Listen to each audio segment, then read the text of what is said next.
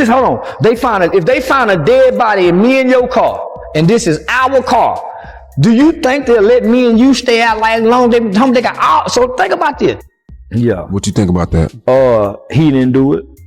Fuck out of here, all the evidence. So think about this. If they got all this information on him dating a minor, an underage kid, and she look like a white girl, mixed girl, what they let just stay free like this? Just like that, clear as day, Charleston White came out swinging, declaring David innocent, and he dropped evidence nobody saw coming. The kind of receipts that flipped the whole case upside down and had people questioning everything they thought they knew. When news first broke that a dismembered body had been found in a Tesla registered to rising music star David, the internet went into full meltdown mode. Accusations flew everywhere.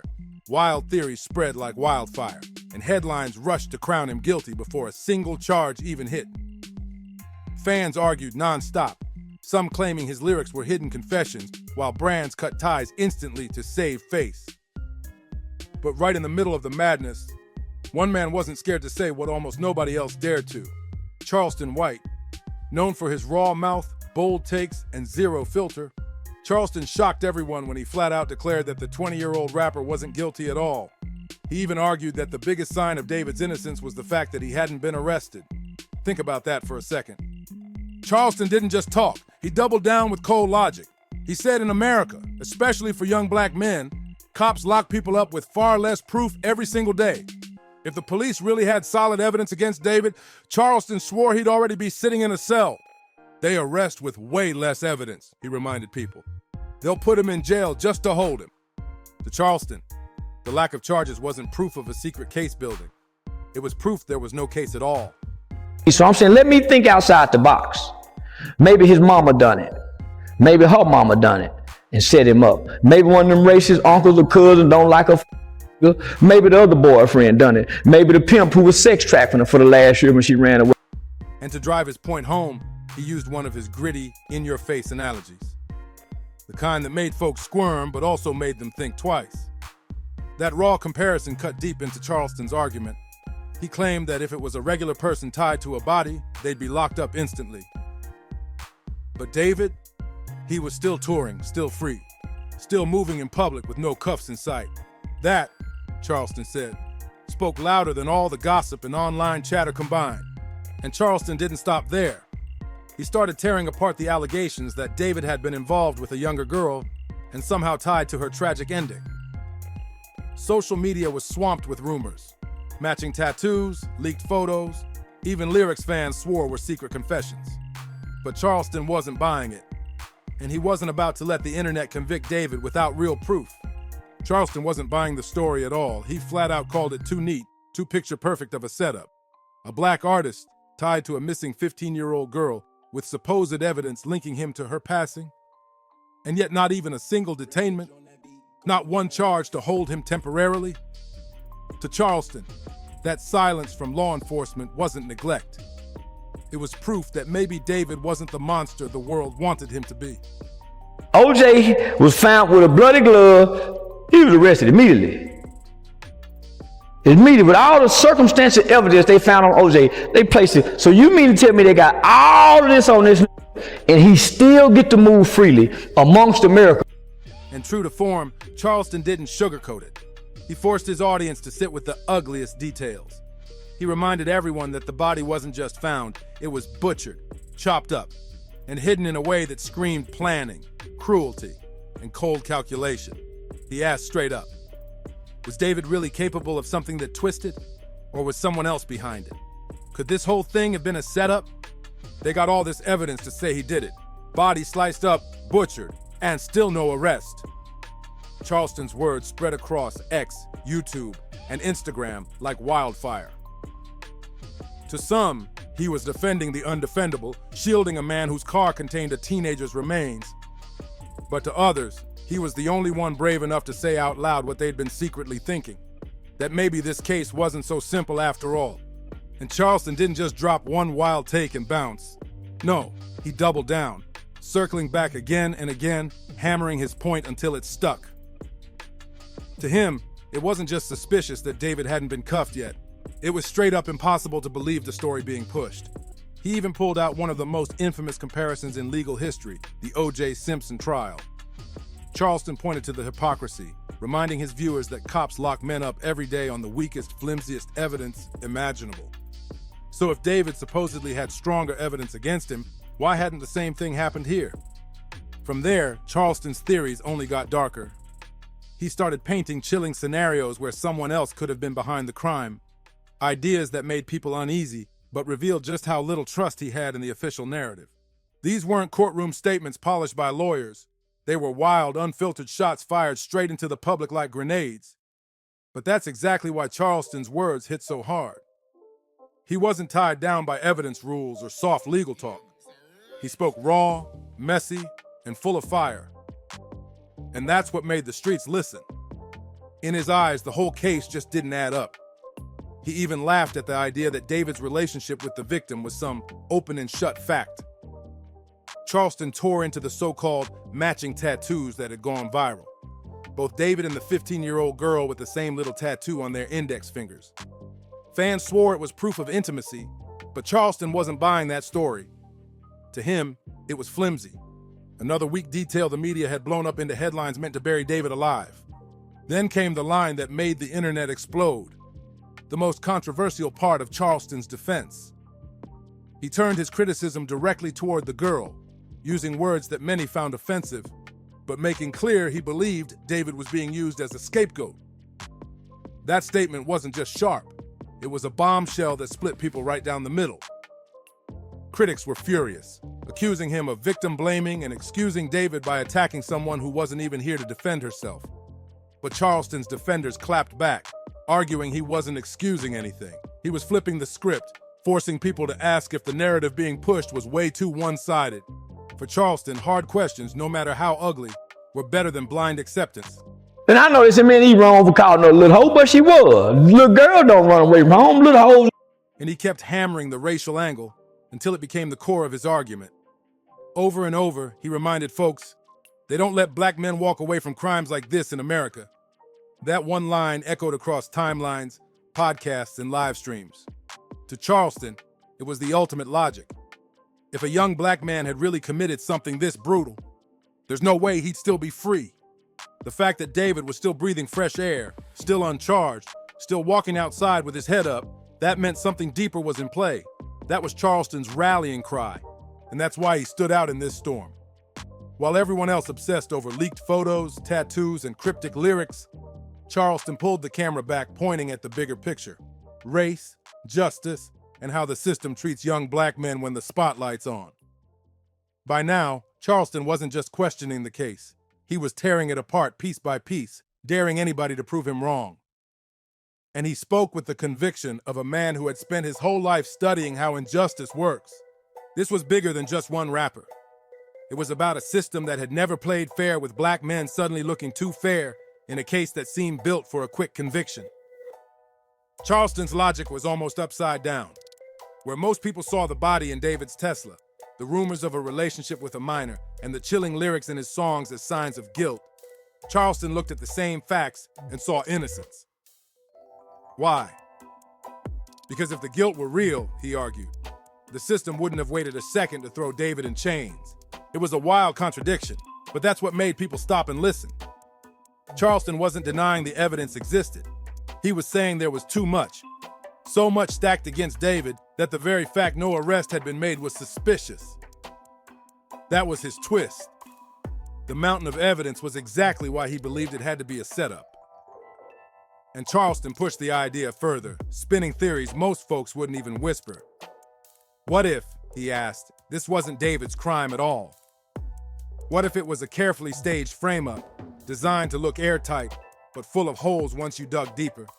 Those what-ifs lit the internet on fire, turning Charleston's take into a viral showdown between believers and haters. Plenty dismissed him as reckless, irresponsible, maybe even dangerous. But others? They nodded along, remembering how celebrity scandals had been riddled with cover-ups and dirty setups before. And Charleston knew how to keep the tension burning. He circled back again and again to one point no one could ignore. David's still free, he reminded people. They say he was with a 13-year-old girl. They say she's passed. They say all this evidence points to him. But no arrest? You want me to believe that? Nah. To Charleston, the answer was simple. David didn't do it. That was the hill he was ready to die on. And he knew the backlash was coming. People accused him of downplaying a child's passing, of excusing behavior that should never be excused. But Charleston never ran from outrage. He thrived on it. And as social media ripped itself apart, debating whether he was telling the hard truth or just trolling for attention, Charleston didn't back down one bit. He doubled down, louder than ever. Charleston White wasn't letting up. He told his audience to think back on every case they'd ever seen where young black men got dragged into courtrooms over nothing but rumors, arrested on suspicion, locked away on maybe and probably. Why would they let him walk this freely, only to lose endorsements and sponsorships and cancel shows and not his freedom? In the climate that we're in. And now here was a case stacked with DNA talk, tattoos, lyrics, cars, and viral headlines. And still no arrest. To Charleston, that wasn't luck. That was innocent. For millions watching online, his words are different. People stopped, replayed, and asked themselves, what if Charleston was actually making sense? What if all this noise really was just smoke with no fire? But Charleston's defense of David didn't come out of thin air. To understand why his voice went viral, why his takes could spark millions of comments, and why even his wildest claims carried weight, you gotta understand the man himself. Because Charleston White ain't just some dude with a mic. He's controversy personified, a man whose life has been crime, redemption, hypocrisy, and chaos all mixed together into one explosive package. Born in 1977 in Texas, Charleston's story turned dark early. By 14, he was caught up in a violent altercation outside a Foot Locker, one that left a man. He was tried as an adult, convicted of unaliving, and locked up until he was 21. That single moment branded him forever, not just with a record, but with a reputation that his critics say proves he has no moral ground to stand on. To Charleston, though, it became the foundation of his entire mission, his scar that fuels his fire today. When he got out, he tried to flip the script. He stepped into activism, even founding the Hypocrisy Over Politics, HOPI organization, to steer kids away from gangs and crime. For a minute, it looked like Charleston was on the path of redemption, turning his pain into a warning for the next generation. But Charleston White was never built for quiet living. His personality was too raw, his mouth too reckless, his energy too big. Instead of staying in the shadows, he lit himself on fire and stepped back into the spotlight, not as a saint, but as a lightning rod. By the 2020s, he was infamous for his brutal honesty, his take no prisoners style, and his habit of calling out anybody who crossed his radar, rappers, politicians, whole communities, it didn't matter. From T.I. to Boozy Badazz to countless others, Charleston dropped their names like grenades, turning their fame into fuel for his own wild brand of online commentary. And that's why, when he spoke up for David, people couldn't ignore him. Love him or hate him, Charleston White had lived the kind of life that made every word he said sound bigger than just talk. It sounded like battle. Charleston didn't just critique people. He went for the jugular. He attacked their families, their parenting, their reputations. Every insult exploded online. Every feud dragged in more followers. And every time he did it, folks were left asking the same thing. Was Charleston White a truth teller or just a clout chaser who'd say anything to stay in the spotlight? Take his feud with streamer Adin Ross, for example. During a live stream in 2023, Charleston straight up pepper sprayed one of Ross's associates on camera, turning the broadcast into pure chaos and sparking legal threats immediately. That one wild moment summed up Charleston perfectly: volatile, unpredictable, and impossible to ignore. And he only doubled down on the madness. At a comedy show, instead of calming hecklers down, he waved stacks of cash in their faces, taunting them and fanning the flames. To some, it was hilarious. To others, it was proof he wasn't a reformed activist at all. He was an outrage addict, a showman who thrived on shock. That's Charleston in a nutshell. He's a contradiction personified. One minute he's condemning gangs and preaching accountability, the next he's mocking victims, laughing at tragedies, and clowning on end itself. In September 2025, he went viral again after cursing out the family of conservative commentator Charlie Kirk right after his passing, joking it off as just white-on-white crime. That single moment showed the raw duality of Charleston, part social critic, part troll, all chaos. So when Charleston White talks, people tune in for two reasons. Either they believe he's exposing uncomfortable truths nobody else will touch, or they're waiting to catch him tripping over his own contradictions. Either way, his words travel far and fast. And that's why when Charleston put the spotlight on David's case, it mattered. This time, it wasn't just another rapper he was beefing with, or a politician he couldn't stand. It was the system itself. His claim that David was innocent landed like dynamite, because by then, Charleston's reputation wasn't clean or simple. It was a messy patchwork of scandals, hot takes, and viral explosions that made everything he said impossible to ignore. Charleston wasn't some outsider suddenly stumbling into the spotlight. He was the storm. And when he jumped into David's case, it was like thunder crashing down on an already chaotic scene. Back in early 2024, he made headlines after mocking the tragic endings of Chicago's King Von and Houston's Takeoff. He didn't just mention their names, he laughed, dismissed their legacies, and called their endings the natural result of street life. Those clips spread like wildfire, cementing him as the man who had no respect for sacred ground. That was the turning point, when Charleston stopped looking like a reformed activist and officially became a professional antagonist. Then came the battle with D4vd's. Charleston blasted Boozy publicly, calling him a terrible father and claiming his choices were dragging his kids down the same road of crime and destruction he once walked. It wasn't just shade. It was a full-on attack on Boozy's family. And when Boozy clapped back, Charleston didn't back down. He escalated, tossing out threats that blurred the line between dark comedy and real danger. To Charleston, it was just keeping it real. To critics, it was harassment at its ugliest. And he didn't stop with rappers. Law enforcement caught his smoke too. He taunted police chiefs, mocked whole departments, and even bragged that he'd shoot any cop who tried to test him. The contradictions stacked up higher and higher. Here was a man who built his name on denouncing gang violence, but at the same time glorified confrontation and armed defiance. But instead of sinking him, the chaos only made him stronger. Every insult, every feud, every viral clip, it all turned Charleston White into an even bigger name. By 2025, he wasn't just an activist, he was a one-man media circus.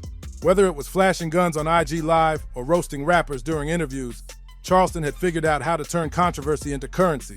So when he turned his spotlight on David's case, plenty of critics rolled their eyes. They said Charleston wasn't chasing truth, he was chasing clout. And honestly, what bigger story could a provocateur sink his teeth into than a teenage music star accused of homicide? But here's the wild paradox. The more people accused Charleston of clout chasing, the more traction his words gained. Every swipe at his credibility only pushed his take further into the spotlight, making his defense of David impossible to ignore. Charleston's defense of David wasn't whispered behind closed doors. It was blasted across YouTube, TikTok, and X, where millions ate it up, debated it, and argued over every word. Clips of his rants, stripped out of context, shot into the millions in views. Some mocked him, others stitched the videos in agreement, and countless more dropped comments like, "I don't even like Charleston, but he ain't lying." That was the twisted power of Charleston White. Love him or hate him, you couldn't ignore him. His credibility stayed under fire, yet somehow his influence only grew. Even his biggest haters couldn't stop engaging with his content. And that's exactly why, when he positioned himself as David's unlikely defender, the world froze and paid attention. Because when Charleston spoke up, it wasn't just commentary, it was projection. To him, David wasn't just a rapper in headlines, he was a mirror, a reflection of Charleston's own past, his own scars, and maybe even a shot at rewriting history through someone else's trial. For decades, Charleston had screamed the same message. America is quick to lock up young black men with no proof, no justice, just chains. And he knew that truth firsthand. At 14, Charleston's whole life was decided by a prison sentence. One teenage mistake turned into a permanent scar, stamped on his name forever. That experience shaped the way he viewed every case, every arrest, every headline. And when he looked at David, he saw the same trap. the kind that swallows young black men whole before they even get a chance to breathe. Only this time, something was different. The system hadn't moved yet, and Charleston hammered it home. They don't let black men walk away from crimes like this in America. To him, that wasn't just a take. It was a confession of what he believed deep down. If the case against David was really airtight, cops would have locked him up already, just like they had done to Charleston when he was still a kid. The fact David was still free? To Charleston, that meant innocence. But beneath all the noise and theatrics, there was something deeper. David, like young Charleston once was a black man trapped in a story he couldn't control. Guilty or innocent didn't even matter anymore. The court of public opinion had already branded him, and that pain, Charleston knew it too well. In David, Charleston wasn't just defending a rapper, he was defending a piece of himself. That was the twisted irony of it all. The same man who mocked past rappers, clowned victims, and built fame off stirring chaos was now painting himself as a guardian of justice for a young star the world was ready to crucify. Whether you believed him or not, Charleston White's role made the story impossible to turn away from. Because in truth, Charleston wasn't just defending David, he was defending himself. His life story, his survival, his unshakable belief that the system never plays fair. But while Charleston's fiery defense exploded across social media, the case itself kept twisting with new leaks, fresh speculation, and chilling official updates that only deepened the mystery. Authorities finally confirmed the body in David's Tesla was the missing 15-year-old girl whose disappearance had shaken the community.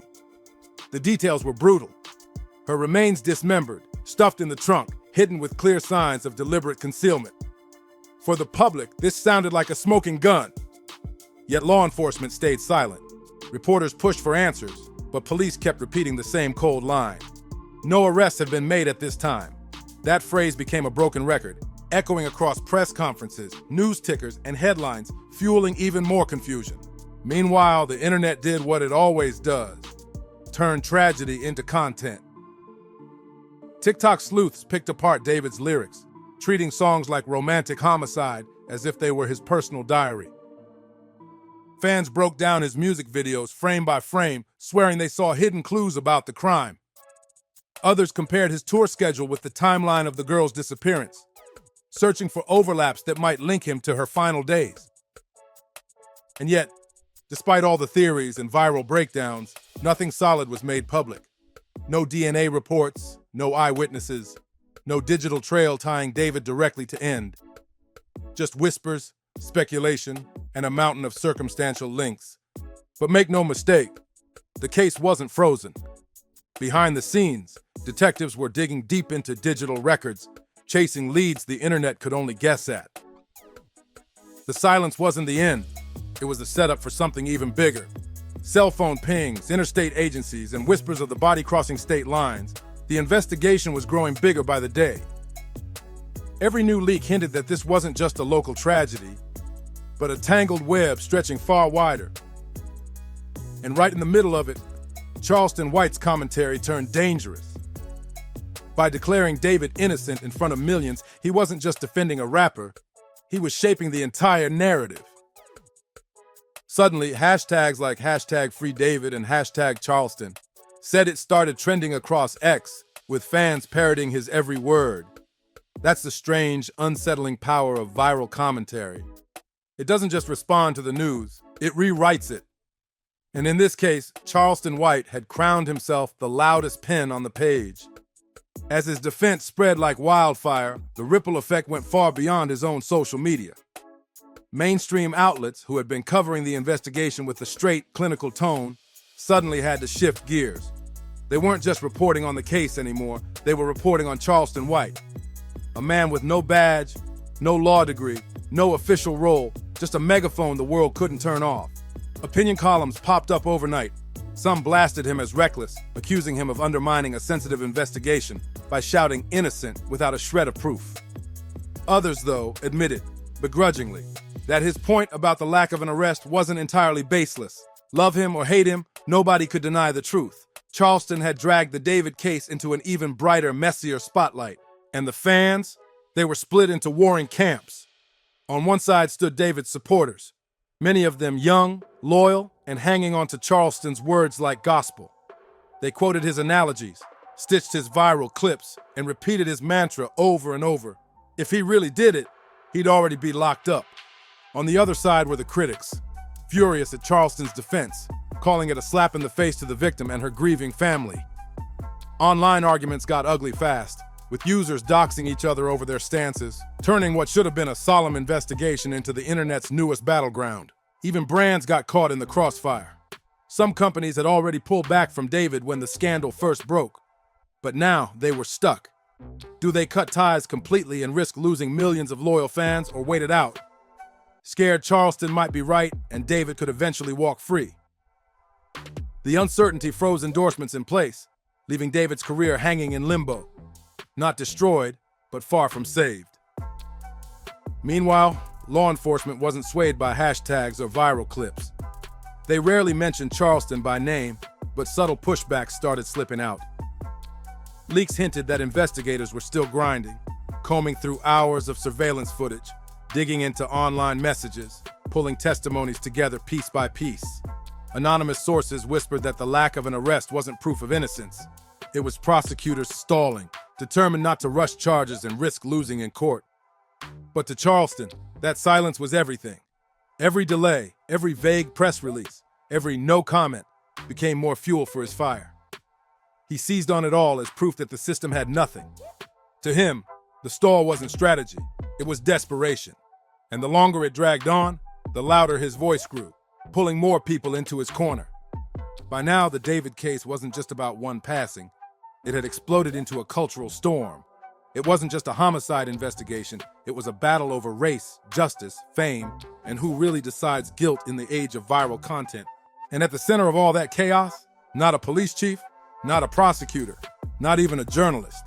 It was Charleston White, louder than the cops, bolder than the lawyers, and more viral than the reporters fighting to stick to the facts.